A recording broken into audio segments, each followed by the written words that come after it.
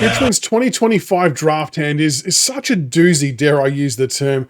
As it stands right now, we've got picks 2 and 3. Obviously, we've got our own and the first rounder from North Melbourne. Thank you very much.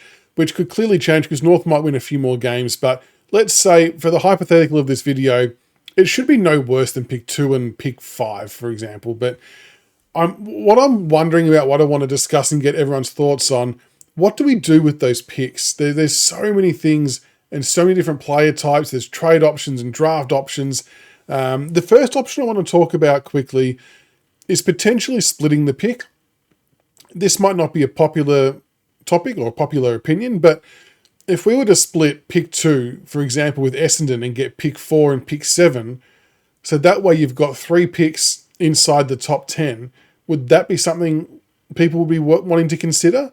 I guess the risk is that as the draft gets on, even in this early stage of the first round, there's a lot more academy players, and the picks kept getting pushed further and further out. So maybe there's less appeal, or maybe by splitting the pick and you trade one off, so you still got 2 picks in the top 10, that might be another reason why I would do it. I think it could be something for consideration. You look at this draft, I know Dyson Sharp has definitely done his best work in the last 2 games for South Australia, but I'm just not getting the same vibes from the last draft as I am this draft in terms of a whole raft of standout players. And I just think splitting could be something worth looking at. So we'll flag that as option number 1. Then you've got the obvious option where you could trade both picks out, whether it's for Harley Reid or Zach Butters or whoever it might be that wants to come across. That is a live option, maybe less so for Butters if we're being fair and reasonable. But again, with the draft and the strength of the draft, I think I feel okay if we were to trade out both picks, if we had to, like if that was the non-negotiable for a Harley Reid, I think I'd be okay with it. Mainly because we took 8 picks in the last draft. I think it kind of really bucks the trend on how a rebuild usually works. Usually you're picking 1 or 2 players over 4 or 5 years. We've done it in 1. And I know there's still definitely a strong argument of going back to the well and getting some more young talent. But if a player like Harley Reid knocks on your door, you try and make it work. Obviously, the preference would be to use a future pick and maybe a current pick. West Coast may not want that, if that even eventuates.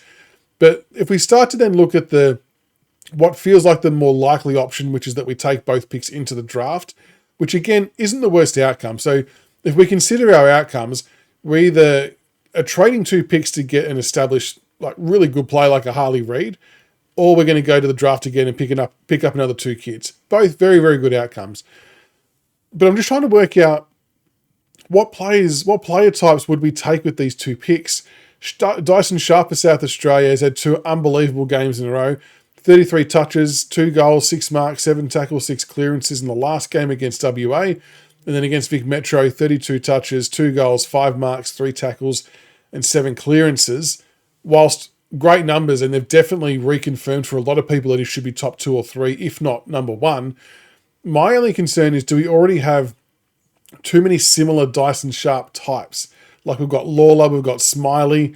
I'm not at all saying that McAuliffe is like Dyson Sharp, but they're going to play that grunt work in the midfield, so similar kind of role, albeit at a little bit of a different level.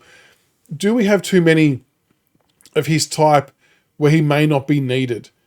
And I know there'll be a lot of arguments, take best available, but you also don't want to do an Essendon or someone like that where they just keep taking, or North Melbourne, where they just keep taking midfielder after midfielder after midfielder, and you end up being stuck with a heap of midfielders who can't do anything else.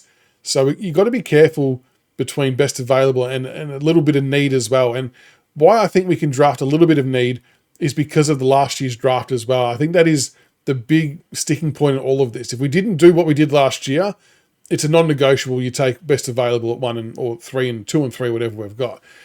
Sharp may not get to us at pick 2. I mean, West Coast may snap him up, but they've also been linked a little bit to Duff Tytler, who honestly hasn't really set the world on fire for me in the champs so far.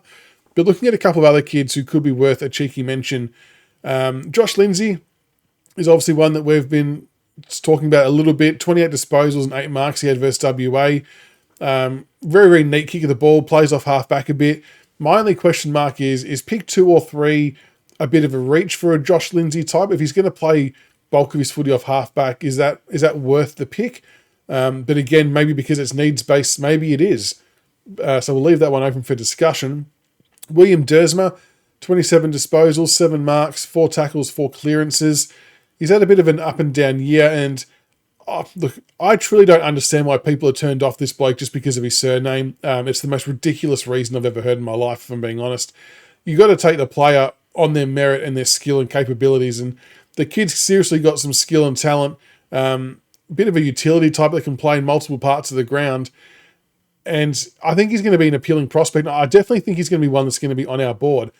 But the one that I reckon that we should go after, and again, this might feel like a reach at pick 2 or 3, but I'm kind of basing it on what might fill some needs. And he's also very, very talented. Noah Hibbins-Hargreaves is one that I'm really keen on. 18 disposals, 4 goals, 6 marks, 1 tackle, 3 clearances. He's got speed, he's got X factor, he's got class, knows how to find the footy, knows how to score a goal. I wouldn't be surprised if we had him up higher on the list, and it becomes an interesting discussion point. If Lindsay or Hibbins-Hargreaves or Sharp are on the table at the same time, what do you do? I mean, that can be the beauty of having those picks 2 and 3, that you can maybe take 2 of them and you solve a few different issues. But yeah, keen to hear what everyone's thoughts are. Do we have too many Sharp types already? Would we pass on Sharp to take a player that's more suited to what we need for the next immediate future? Or do you bite the bullet and just load up on more mids and risk doing what North Melbourne and Essendon do?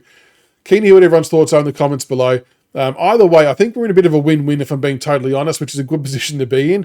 And yeah, we'll keep watching the rest of these champs and see how they all play out.